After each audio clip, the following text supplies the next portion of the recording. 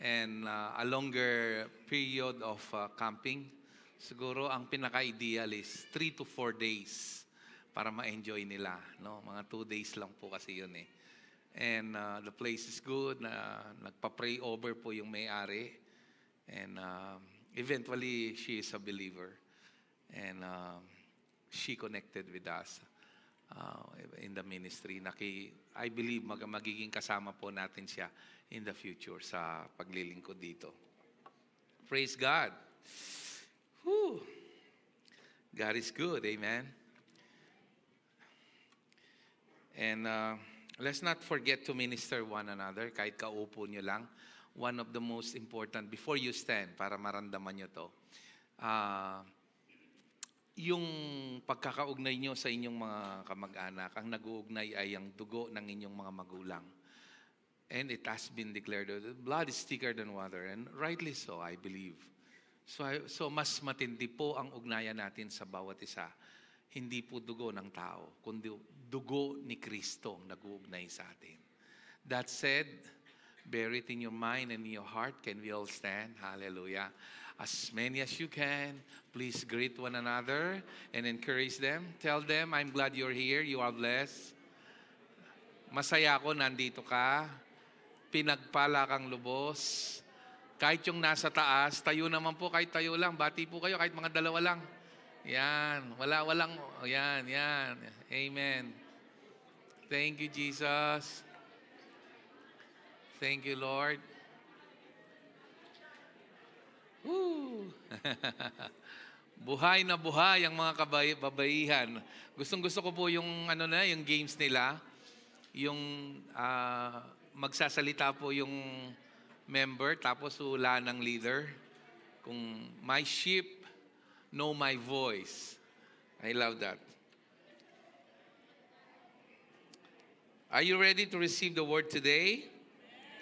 Hallelujah. Me too. I'm excited and thrilled. It's a short message today. We will finish this in just a few minutes. But it's kind of packed with truth. My message today is part 2 of God's sovereignty. Understanding God's sovereignty through trials. Wow. Understanding God's sovereignty through troubles. Let me give you a few foundational verses in Romans 8:28 to 31. And we know that God causes everything to work together. Lahat po tayo sabihin natin, work together. Napag-aralan po natin yan, that the meaning of that it came from the Greek word sunergozomai. Sunergozomai means to work together. It means even those good things, even those deepest moments of our lives, we may include our blunders, we may include our mistakes, our setbacks, kasama po dyan maging mga tagumpay, yung mga nakamit natin, maging ang posisyon na taglay natin. Ginagamit po ito ng Panginoon not to destroy us, but to fulfill His purpose over us. And in verse 29 it says here, for God knew His people in advance. I love that. You can hardly miss God's sovereignty. It's all over the scripture. Ang kapampangan po, Tagalog ng God's sovereignty is dakilang kapangyarihan.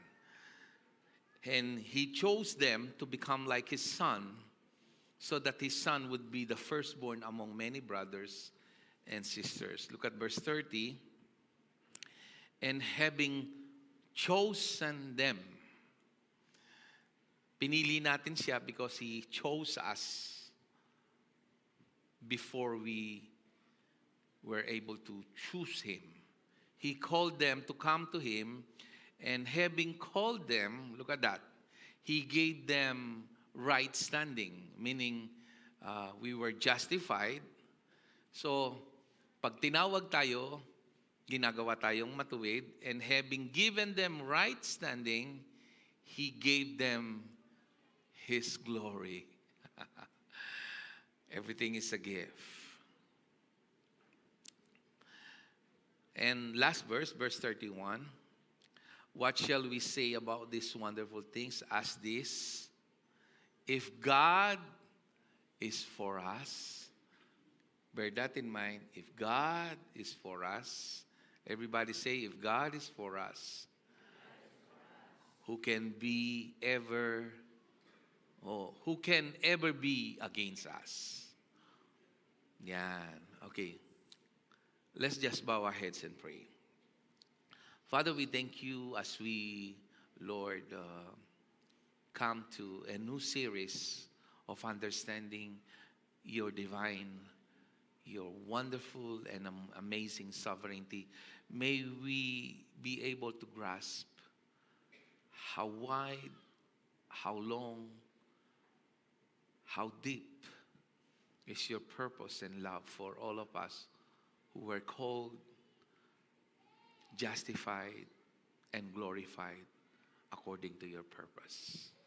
And even those who are watching online today, whatever, Lord, time that they will be listening to this message, we pray for you are not limited by distance nor by time. You will speak in their hearts as well and address the specific needs that they need to hear. Give us, Lord, a listening ear, an open heart, an open mind to receive what you have in store for us this morning. In Jesus' name we pray, and everybody will say, Amen. In Ephesians 1:11, also the Bible says that, furthermore, because we are united with Christ, this is a very important truth. We have received an inheritance from God. Look at this. You can hardly miss this. He chose us in advance. He's a God that goes before us. You gave, but He gave first. You choose Him, but He chose you first. You love Him, but He loves us first. He makes everything. Normally, pag sinabing everything, it literally means everything. That means even the tiniest thing happening in our lives as believers, He worked out according to His plan. It's like this. We're not robot. But even our mistakes, even our prayers, even our desire and what we ask for, God is putting it in our hearts. Even our good intention, whom we want to help, and sometimes out of nothing, we have this urge to help somebody na hindi natin kilala. Those things God prepared it in advance for us to help them. We are finite, He is infinite, and unknowingly, it is God working in us and through us. Let that sink in. So today, let me just start by getting your attention in Hebrews chapter 9, verse 26 to 29. I love this portion of the scripture. It's Hebrews, yeah. I think it's 12, right? Hebrews 12.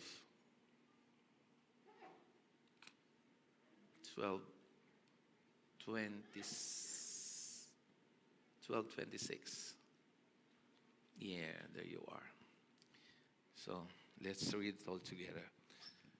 So when God spoke from Mount Sinai, His voice shook the earth. See that? His mere voice can shook the earth. But now He makes another promise. Once again, I will shake not only the earth, but also heavens. Why heavens? You have to understand that 1/3 of the angels rebelled against God under the leadership of Lucifer, aka Satan, the adversary. Hindi pa po sila nahatulan, kasama po sila sa mga yayanigin. And these are intelligent beings. That's why if God will not put the Spirit of God inside our hearts, we can hardly discern their works. But because they can do also miracles and counterfeit things. But we have the mind of Christ, we have the Spirit of God, and we can discern them. God enables us to know. That's why the Bible says if time will not be short, and even the very elect will be deceived. But we will not be. Those who don't have the Spirit of God will be deceived. They will hail these demons, aka fallen angels, under the leadership of Lucifer as God. When the time comes after the rapture, when the people of God are no longer here on earth, there comes the abomination of desolation, as the Bible calls it. And in verse 27, this means that all of creation will be shaken and removed, so that only unshakable things will what? Remain. Okay. It's a prophetical utterance. Verse 28. Since we are receiving a kingdom that is unshakable. I love that. Our kingdom is unshakable. We're not afraid if the economy here is volatile. And it's so scary if you don't know this truth.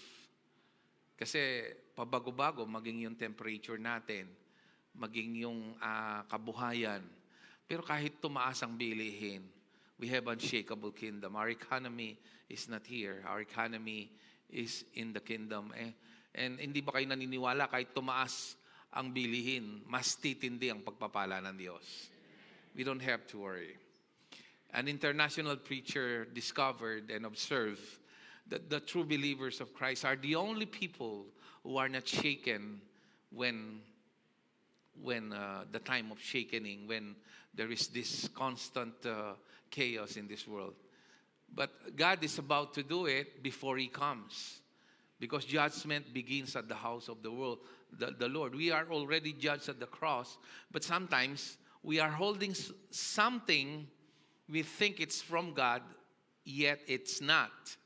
Let me qualify that statement, So, and please, by worshiping Him with holy fear and awe, the Bible says, let us be thankful and please God. Whenever we are thankful to God, we focus and shift our mind and our hearts to the power of God and to what He can do in our lives, instead of being worried and fearful and mindful of the things happening in this world.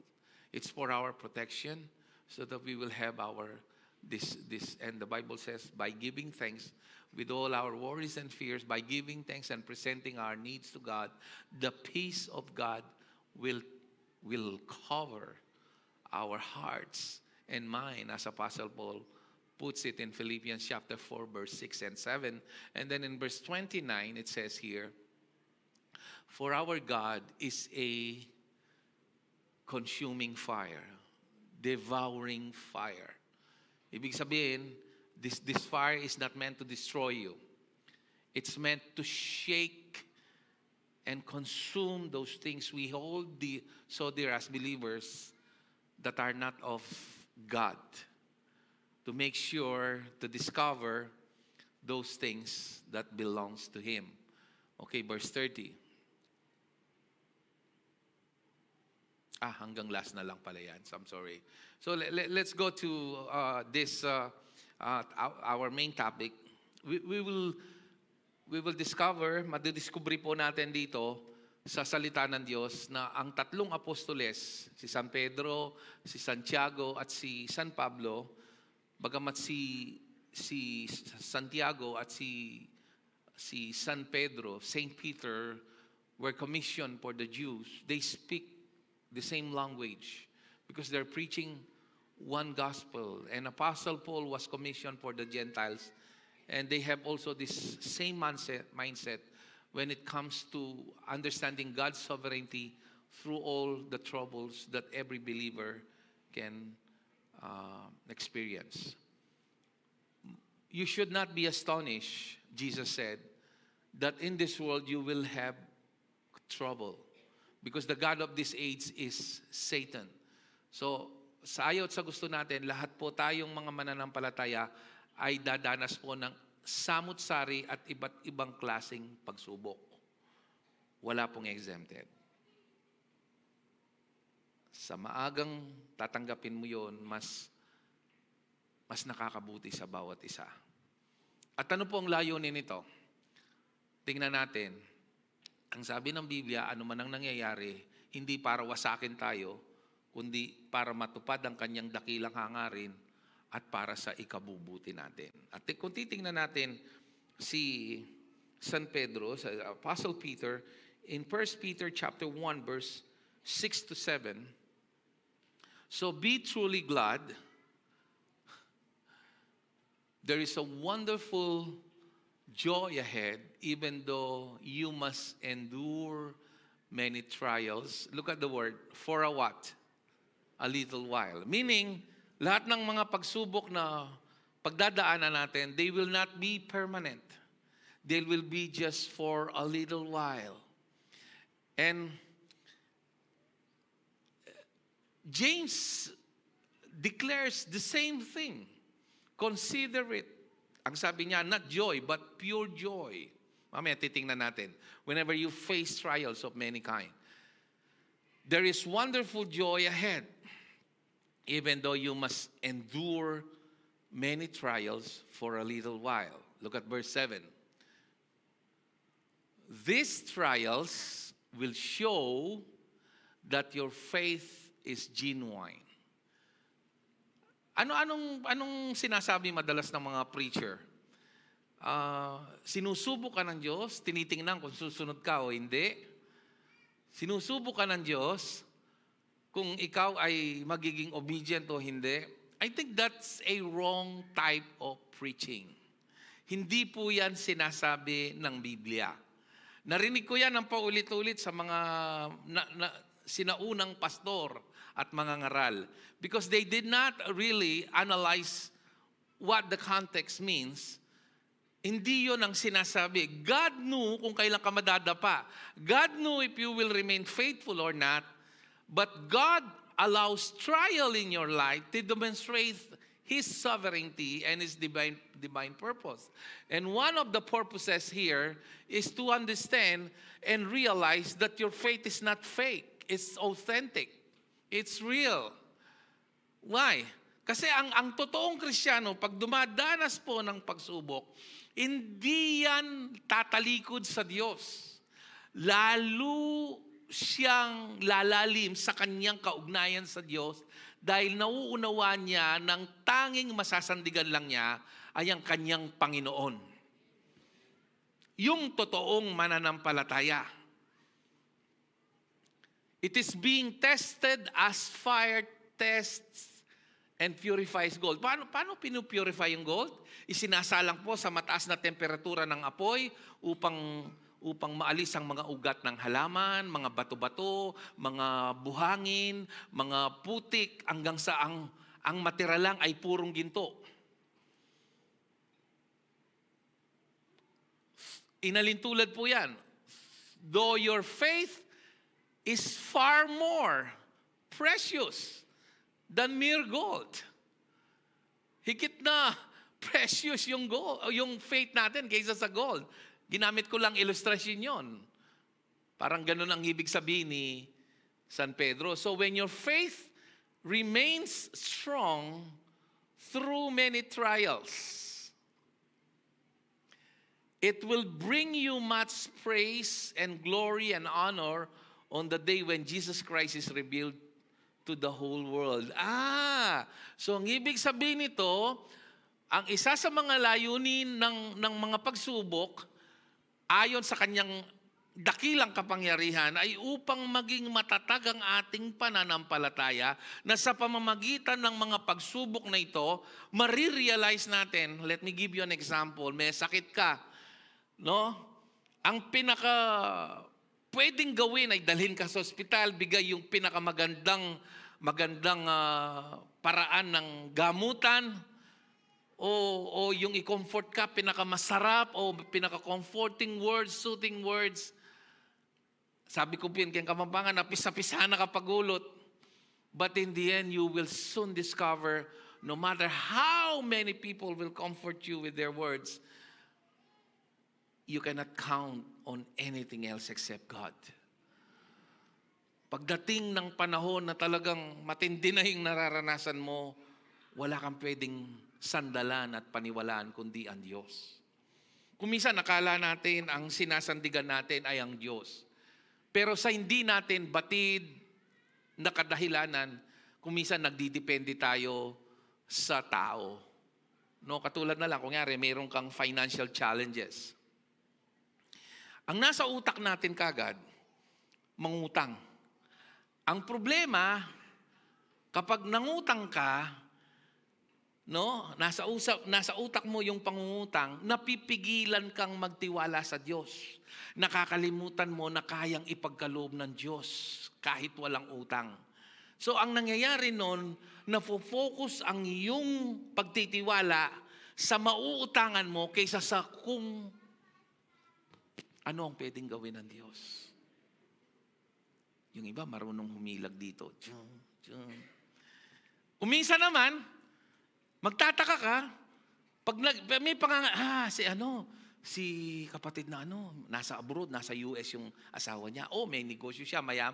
You will be surprised, yung mga iniisip mo na tutulong sa'yo, hindi sila makakatulong sa'yo. At merong biglang isang tao na mas mahirap pa sa'yo, pero gagamitin ng Diyos, kahit yun lang ang bukod tanging pera niya para matulungan ka, para ipaunawa ng Diyos sa'yo, na wala sa tao ang pagtitiwala, kundi sa Kanya.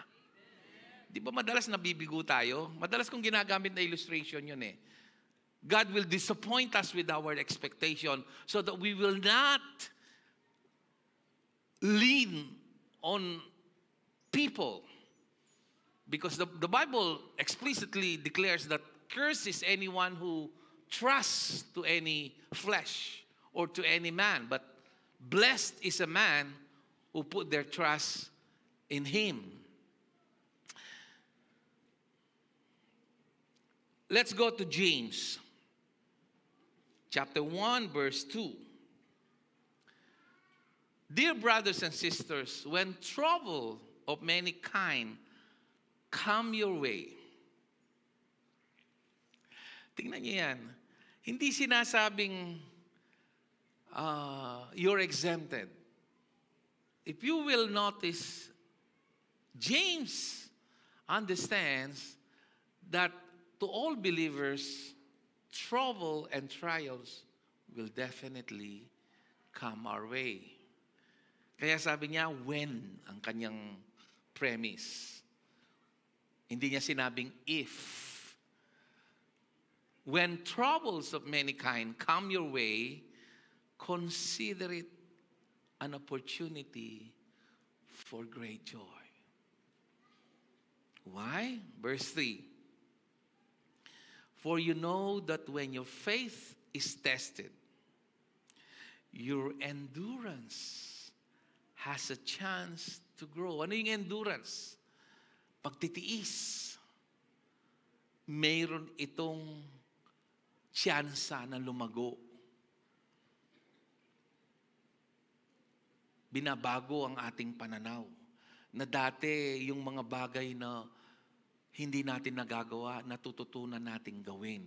Yung mga bagay na hindi natin na-appreciate natin. Nung nasa kampo kami, siguro ang tansya ko sa temperatura yung feels like, nasa 42. Siyempre, normal lang na dumaing, lalo na kung medyo may edad na. But, you know, when you're focusing on what God can do, you will see the good things. Kasi pag sobrang init, pinapawisan ka. Pero pag pinapawisan ka, instead na magreklamo, magpasalamat ka. Kasi yung mga glands mo nabubuksan, yung maasim-asim sa balat mo, na kung ano nung pinapahid mo ng mga lotion na puno ng chemical, at pinapawisan ka, nadi-detox. So instead of complaining, sweating is good, you give thanks to God. Kasi may maliliit na bagay, pero pag natutuhan mo na sa mga maliit na bagay na ito, ang Diyos, pinapahintulutan niyang maranasan mo, hindi sa ikakasama mo, kundi sa ikakabuti mo. And the Bible, after all, is declaring to give thanks in all situation. Then you'll start to see the good things, not the negative things happening. Verse 4, so let it grow when your endurance is fully developed. At this point, let me just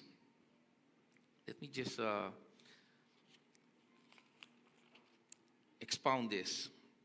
Sometimes in our trials, God will allow us to travel on a certain road. Not even your best friend, not even your wife or husband or your relatives can join you in that journey. For whatever reason, God will allow that for one purpose. So that you will discover that you can be alone out there, but never be lonely. Because God is with you all along. And sometimes, God will allow us to experience luck so that in our moments of luck, we will appreciate little things and we will discover the sufficiency of Christ. Pwede naman palang mabuhay kahit wala itong mga iniisip kong luho o pangangailangan. Why? Because when James says, so let it grow, for when your endurance is fully developed, you will be perfect and complete, needing nothing. Anong ibig sabihin nito? You cannot be perfect through your own effort. He's talking about the perfection of the life of Christ inside you and the completeness of Christ in your life. And sometimes the Lord will allow certain lack in your life for you to discover all you need is Christ. Say amen if you understand it. And sometimes God will allow certain ways that are not clear to you. May mga daan na para bang hindi nabubuksan. Pero tatahakin mo pa rin yun dahil nararamdaman mo yun ng dikta ng banal na espiritu sa iyong puso. Pero hindi ka agad magbubukas ang pintuan. Magbubukas lang yon pag humakbang ka ng may pananampalataya. The Bible says, He will make a way. And then as Don Moen puts it, He will make a way where there seems to be no way. You have to understand, in Joshua chapter 3, when the Lord commanded the Israelites to cross the Jordan River, hindi po nahati yung river right away. Ang ginawa nila, umapak muna dun sa rumaragasang tubig hanggat hindi po mailagay ang kanilang mga paa sa rumaragasang tubig sa ilog ng Jordan, hindi po nabuksan. You just have to walk by faith and allow God opening ways for you so that your trust will not be on what you see, but your trust will be on Him. And He's teaching us the most important lesson in life, to walk and to live by faith, not by what we see. Naituro po ito sa women nung nakaraan. Sa youth camp, ganun din. Sa church, sa paulit-ulit. At marahil sa iyong personal na buhay. Hindi right away dumadating yung pagpapala. Kung minsan, last minute darating.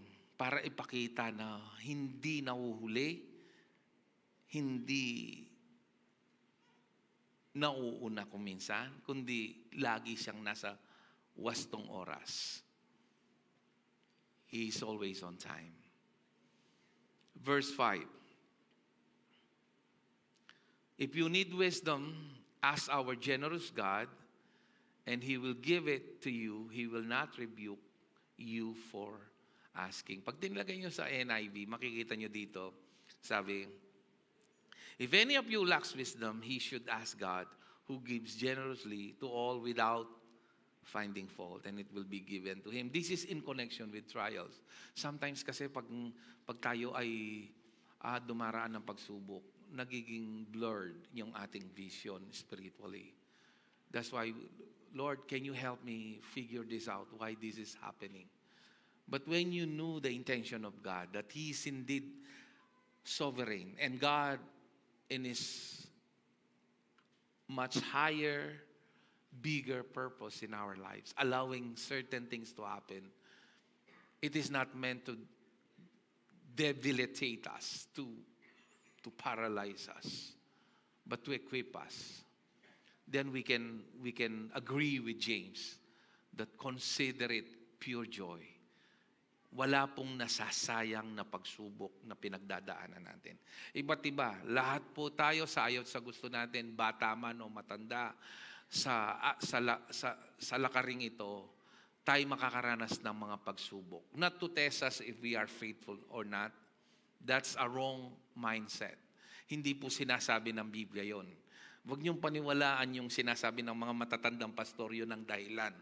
Ang dahilan po na sinasabi ng Biblia, dumadaan ka ng pagsubok upang madiskubre mo na totoong buhay si Kristo sa puso mo. Yun ang sinabi ni San Pedro. Hindi peke yung pananampalataya mo para umangat at makita mo yun. Alam naman ng Diyos. Bakit ka pa susubukin? Alam naman niya kung bibigay ka o hindi. Trials are there to discover yourself. It's not for God to discover whether you will... Narinig ko to ng paulit-ulit sa mga senior pastors namin. Sinusubo ka ng Diyos, tinitingnan ka kung susunod ka o hindi. Nung madiscover ko sa Biblia, kabaligtaran pala. It's for us to discover who we are in Christ. Hallelujah. Malinaw po ba? Dapat natututo tayo. Maging matalino po tayo. Hindi lahat ng naipapangaral na magandang pakinggan ay tama. Bakit ka susubukan kung susunod ka o hindi? Hindi na siya sovereign. Nakikita nga niya, alam na nga niya kung kailan ka mamamatay. Alam ka nga niya kung ilan yung magiging anak mo kahit binata ka pa ngayon. Kung sino magiging asawa mo. Alam niya kung kailan ka ililibing. Bakit ka pa niya susubukin kung malalaman kung susunod ka o hindi? Napaka-stupidong kaisipan kung hindi mo kilala ang Diyos. Sinusubok, inaayaan ang pagsubok upang madiskubre mo na tapat ang Diyos sa buhay mo at di ka niya iiwanan. It is for you to put your trust in Him. Tagal kong nadaya doon hanggang sa madiskubre ko sa Biblia na si Pedro, sabi niya, so that you will know that your faith is genuine. Amen? And last but not the least, in Romans chapter 5, verse 1 to 5. So next time may mga pagsubok kayo, welcome it. Yes, Lord, I may not understand this. I don't have all the answers. But because you are sovereign, I welcome it with pure joy, just like your word says. We are not asked to understand everything. We are asked to believe and trust Him at all times. He knew the future. He is ahead of us. Therefore, since we have been made right with God, in God's sight by faith, it is by faith. So this is our foundation. Therefore, since we've been made right with God's sight by faith, so you can see, kinonek niya dito, the world will tell you that peace is when everything is okay, when you don't have health issues, when you have a lot of money on your wallet, when you're happy, nasa beach ka, o kumakain kayo ng buong pamilya sa...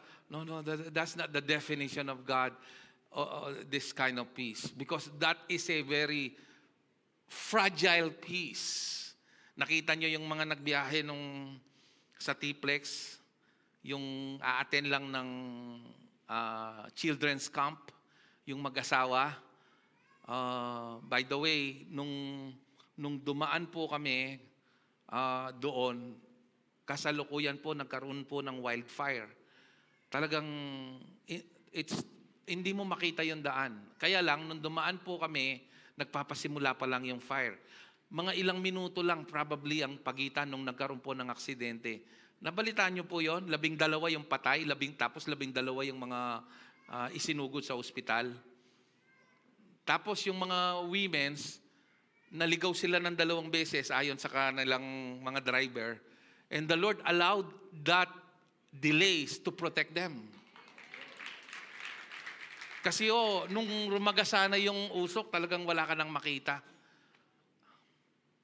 Tapos inaantok pa yung bus driver, kaya wasak ko yung sasakyan, na sandwich sa 2 sasakyan. 3 SUV po yung damay doon.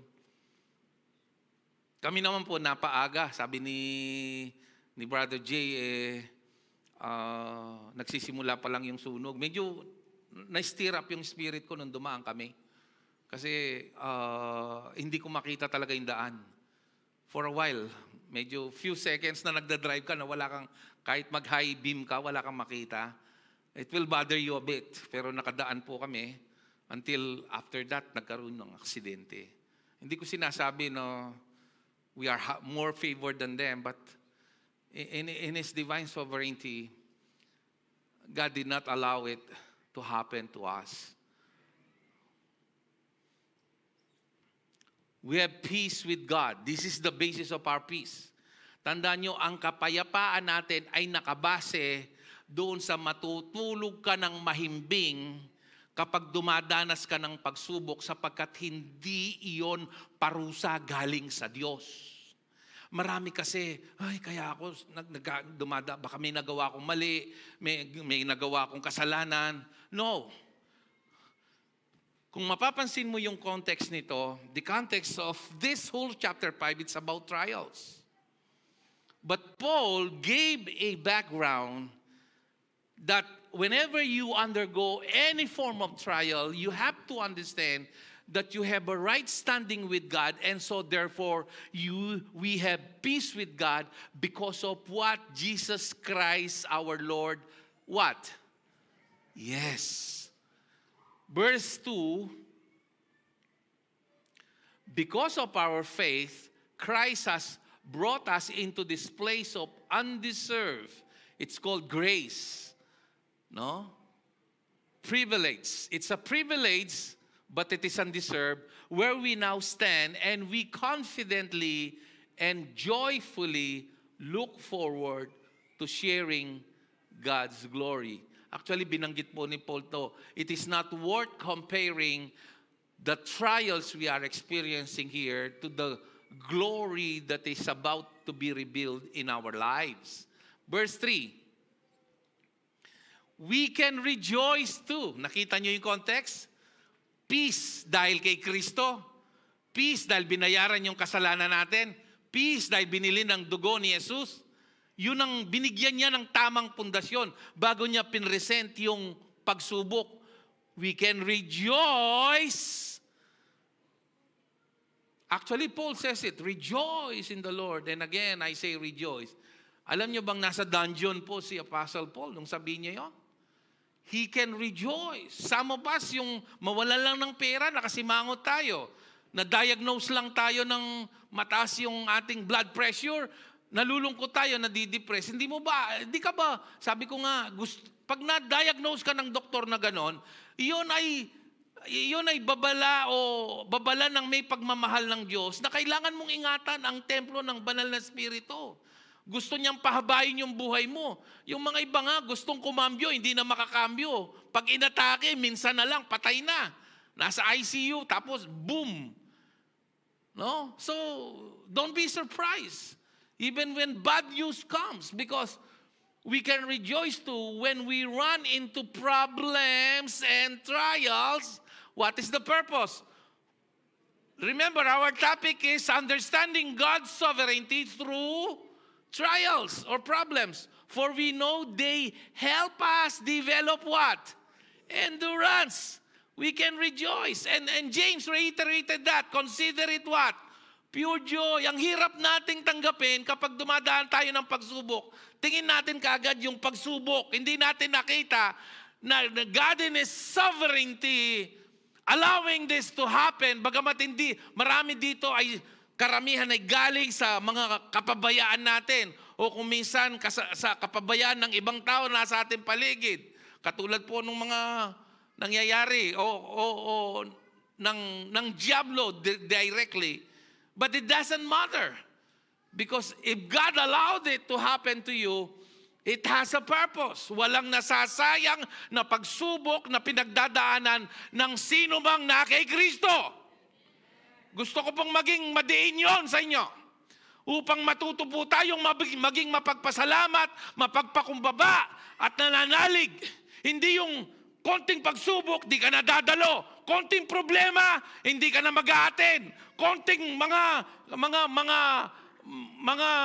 problema sa buhay, tumatalikod sa Diyos. Hindi natin nauunawaan ang dakilang layunin ng Diyos. Lahat ng nangyayari sa ating buhay, meron po itong dahilan. Yan, paulit-ulit po. Binanggit ni Pedro, we can rejoice because it's because of its purifying effect. Removing all those things that we hold so dear that are not of God. Shaking those things that are not of God. So that we can finally realize Jesus is all we need. And when we know and realize that Jesus is all we need, iwalayan ka ng asawa mo, God forbid. Magkaroon ka ng karandaman, God forbid. Pero nangyayari. Mabankrupt ka, God forbid. Nangyayari, believers o hindi believers, hindi matitinag ang iyong pananampalataya at ang iyong buhay sapagkat ito'y nakaangkla sa buhay na walang hanggan, nakaangkla kay Jesus na hindi natitinag. Hindi kabawasan ang kritisismo at panlalait ng ibang tao. Hindi ka bawasan sa iyong pagkatao kung tatanggihan ka ng tao. Hindi ka bawasan kung hihiwalayin ka ng isang tao sapagkat ang iyong halaga hindi nakabase sa iyong paligid. Nakabase ito kung ano ang ginawa ni Kristo at kung sino si Kristo sa buhay mo. Pero kahit alam natin yon kung minsan, pinanghahawakan pa rin natin yung mga bagay na hindi sa Diyos.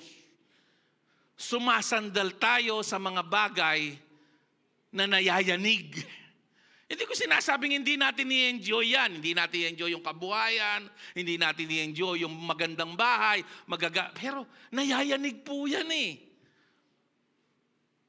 Gusto ng Panginoon na makita natin ang ating sakdal na pagkatayo ay sa Kanya upang sa panahon ng pagyanig. Dahil lahat ay yayanigin. Hindi wasak ang buhay natin at madiskubre natin na nakatayo tayo sa pundasyong bato na dumating man ang unos, malakas na hangin at ulan, mananatili tayo dahil hindi sa buhangin na dulot ng mundong ito, kundi sa bato ng ating kaligtasan, walang iba kundi si Jesucristo. Verse 4. And endurance develops what? Ayun, strength. Parang sa pagtakbo, resistance training. 'Di ba? Pag tayo nagiging kasi nagiging mapagpasalamat tayo kapag may mga pinagdadaanan tayo tapos napagtagumpayan natin. Nung dating hindi natin na-appreciate natin. Ngayon, hindi, kunyari, cancer survivor ka, you don't care anymore kung ano yung buhay ka ngayon. Kailangan pa bang maging cancer survivor to appreciate na paggising mo sa umaga ay walang katumbas na pera o anumang material na bagay?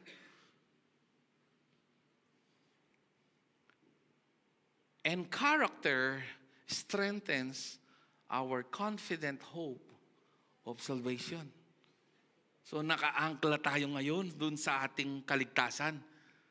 And you know, you might not like this statement, but I will say it anyway. Pang mga matured Christian ito. Bakit inaalaw na Lord yung mga trials kung minsan? Well, nabanggit ko sa inyo is to shake the things that can be shaken and for us to realize that we should not rely on those things but on Christ alone. But another thing is so that His glory will shine in us. Is more concerned to our character than to our comfort. Why? Because when the character of Christ is forming us, we are created in His image, but sometimes our character is not in line with His character. And God is allowing it so that it will be formed. So the Bible says, let your light so shine upon men that they may see your good deeds and glorify your Father in heaven. Sometimes He is more concerned to your character than to your comfort, so that it will bring glory to Him and people will be saved through your life. They will see humility, gratitude, and forgiveness in your life. And sometimes God is allowing na madapa ka paulit-ulit to teach you humility at huwag maging mapanghusga sa ibang tao. Kasi kung hindi ka na nagkakasala at nadadapa, napaka-self-righteous mo na. Ganun ang tao eh. Kaya nga si Lord, inaalaw niya na madapa ka para makita mo. It's all by the mercy of God, lahat tayo dito. Hindi tayo tinawag ng Diyos para husgayin ng ibang tao, believer or non-believer. Nandito tayo to the message of reconciliation that God is not counting men's sin against us. God is not counting all men's sins, but to reconcile them to Christ. Believe me, there is a judgment, and that judgment is really scary, but it will not happen here.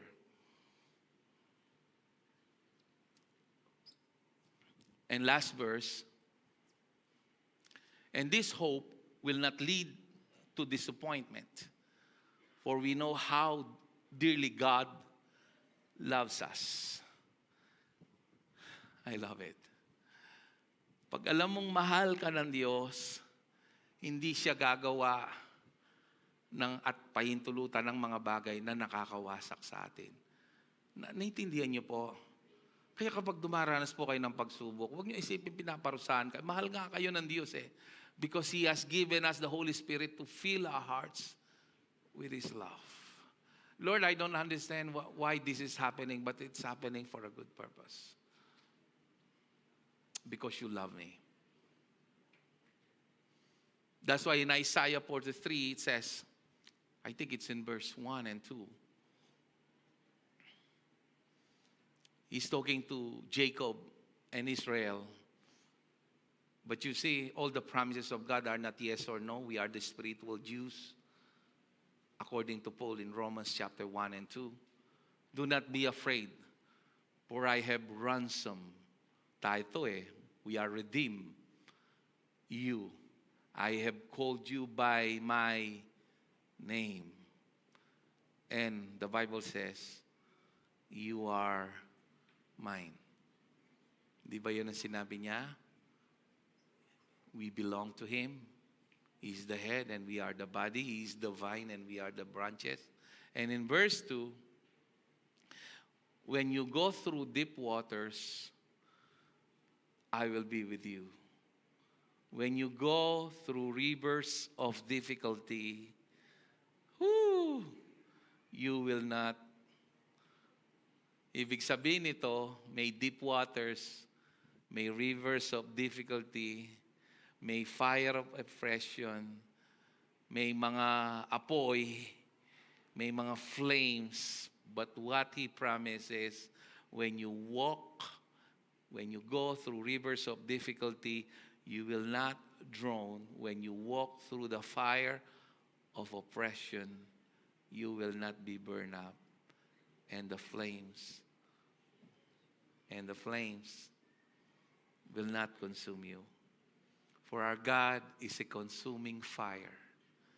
It is connected to the shakeable. God will shake us. So that what remain to us is Jesus. Purifying, discovering ourselves who we are in Christ. Kaya hanggang maaga,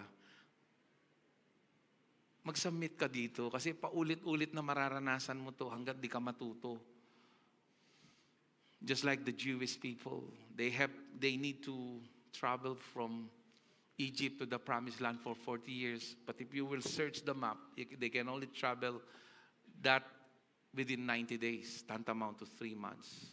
But it took them 40 days because they keep on complaining instead of giving thanks.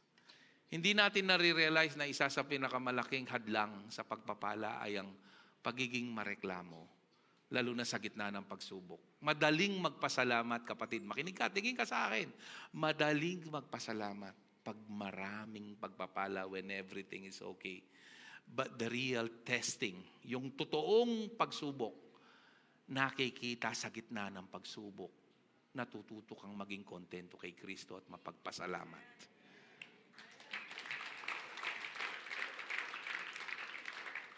And last verse, it is in 2 Corinthians chapter 1, verse 8 and 9. We think we ought to know, dear brothers and sisters, about the trouble. Really? Apostle Paul, a faithful preacher of the gospel, in trouble? See that? Anong iisipin mo? May kasalanan si Paul.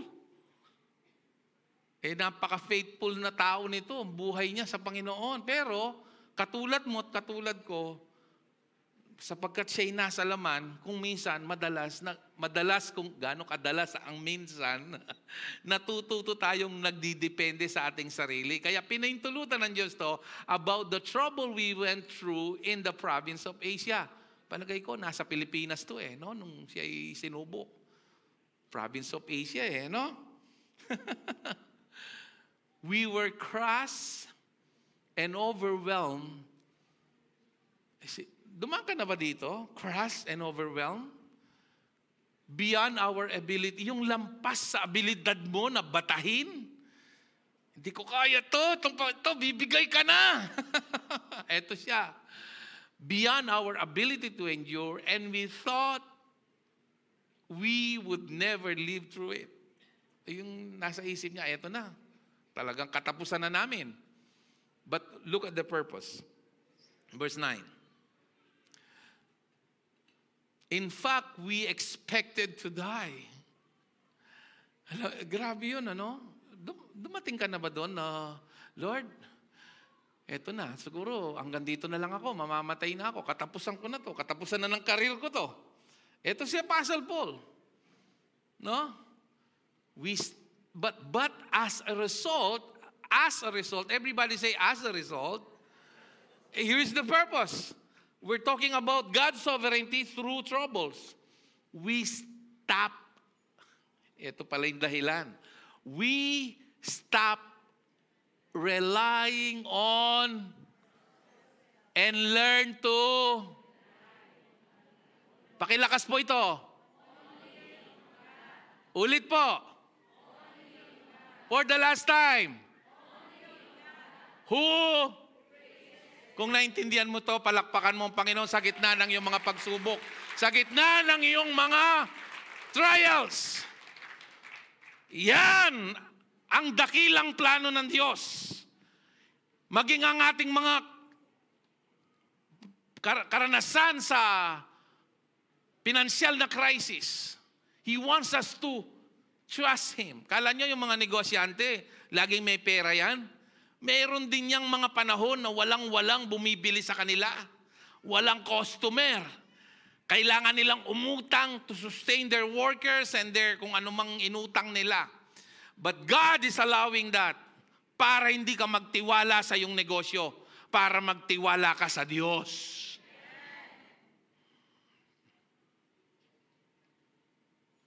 Hallelujah. Let's go to my PowerPoint and I'll be closing mga ilang piraso lang naman yun.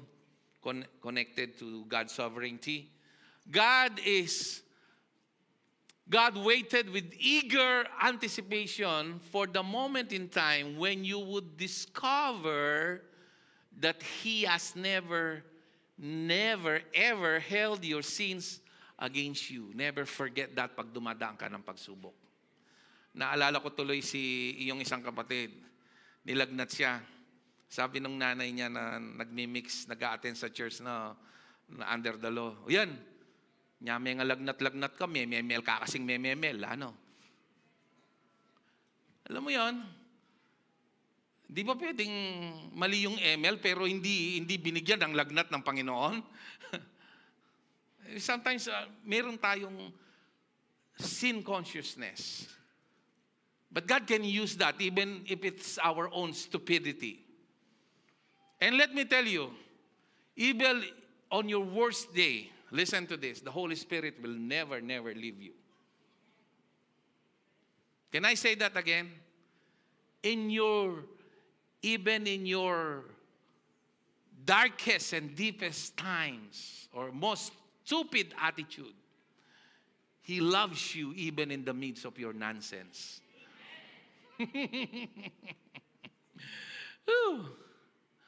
I don't know. Sometimes I'm choosing for the right word. Next.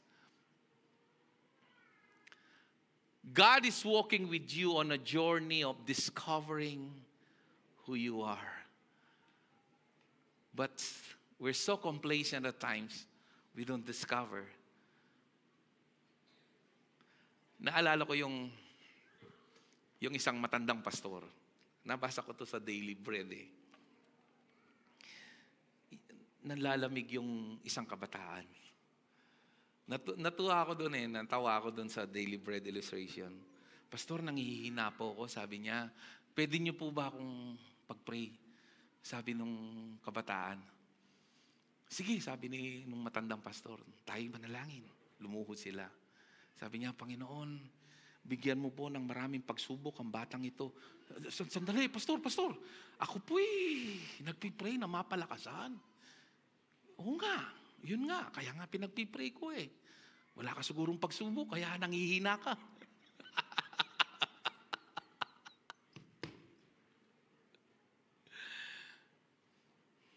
Are you listening? Are you listening? Trials are there according to what we have read to strengthen you.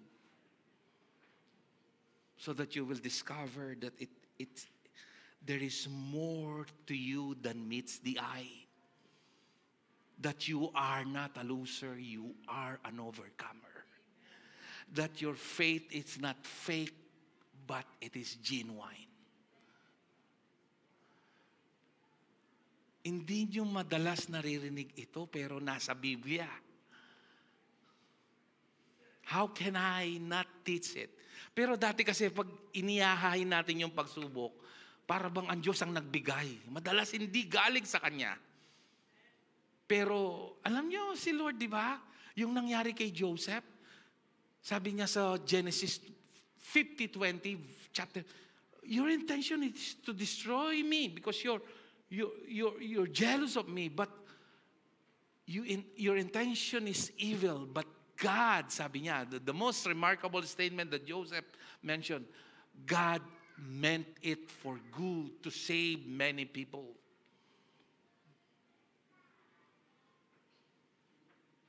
Siguro, sa mga iba dito, bakit kaya nangyari to? Naalala ko tuloy si Pastor Ryan. Nagpipis ako, nagkukumunyon ako nung nag-preach sa women's. Bakit sabi niya, ako pa? Bakit hindi na lang si Kuya Robin? Sabi niya. Mabiro itong mga pastor na to eh. No? Pero may layunin ng Diyos eh. Hindi natin maintindihan. How can we answer that? But isa lang ang alam ko, walang pahintulutan ng Diyos na nakakawasak sa atin. Huwag kang matakot sa anumang pagdadaanan mo at walang permanenteng pagsubok sa buhay mo katulad ng bagyo. Walang bagyong nagbabakasyon ng 1 linggo. Dadaan lang yan. Meron bang bagyo na sandali dito sa Pampanga? Pag ginawa niya yung 1 linggo, lalat ng building dito, wasak. Dumadaan lang. Next. Jesus does not judge you by your failures. Tandaan mo yan. especially when you're undergoing any trials or troubles, no matter how many or how often, you can pronounce it both, are right. He judges you by your identity. Holy, righteous, perfect, complete. Nasa Bible yan. Hindi mo yan maririnig sa Katoliko. Hindi mo yan maririnig sa mga religious sector, but it's all written in the Bible. Kasi they want to control people. Ayaw nilang itapon yung totoo. Next. But here, we're not here to control you. We are here to enjoy your freedom in Christ. The world thinks we are what we do. Diba? Kaya nga meron silang, I would like to be on the best version of myself. No best version human effort can be your best version. Your only best version is this. The whole point of the Bible is you are what Jesus did. You're not what you do. You're what He did. Get it? Nakuha niyo po? That's the whole point of the Bible. It's not, kaya nga hindi tayo takot sa pagsubok eh.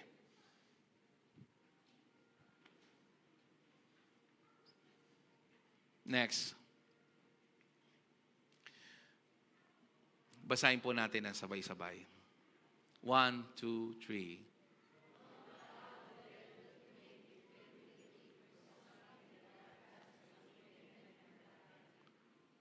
Amen. Ibig sabihin nito, kapatid, tanggapin mo yung pagtutuwid because all scriptures are written for correction, for rebuking, for teaching. Tingnan nga natin yon. 2 Timothy 3:16.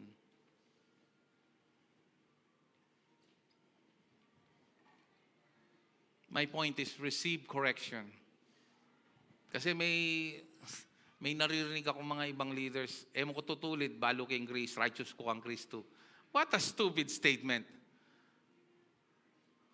Don't use that you are righteous. Yes, you are righteous. Yes, you are perfect. Yes, you are complete in Christ. Don't say, I'm complete. Don't correct me. Oh, you are perfect inside, but your mind and your emotions are volatile.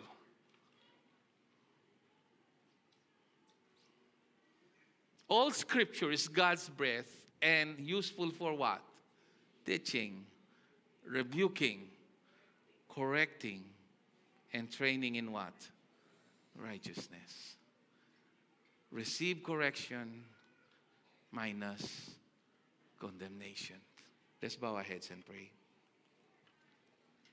Father, we thank you, Lord, for the message today. May we be reminded of this message.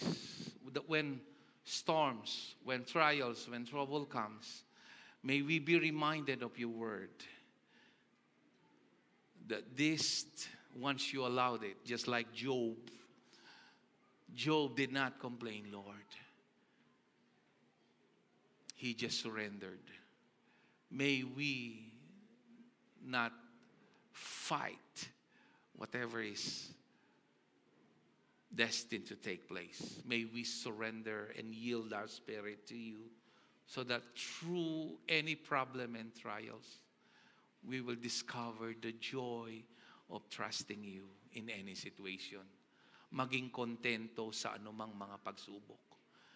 Hindi yung pagiging nagrereklamo, naninisi, nanunumbat ng ibang tao, kundi matutong maging mapagpakumbaba at mapagpasalamat. It's all over in your scripture, Lord. That you have no intention in any way to allow any trouble, maging yung mga trouble na galing sa dyablo, galing sa sarili naming kapalpakan at mga maling desisyon, o paninira o kagagawa ng ibang tao. We should not be afraid, Lord. When you allowed it, it's not wasted. You always have a purpose. And your scripture tells us that you are sovereign even in the midst of trials. May we learn this deep part of the Scripture, this one particular teaching in the Scripture, na kapag dumadanas kami ng mga pagsubok, instead na maging reklamador, mapanisi, o manira ng ibang tao, ay matuto po kaming magpakumbaba at magpasalamat upang madiskubre namin ang kagalakan na nagiging lakas namin sa anumang hamon sa buhay. And we will start to appreciate what we have in Christ. Our completeness, our perfection, and our forgiveness. And truly how blessed we are. This we ask and pray in the mighty name of Jesus. And we say, Amen.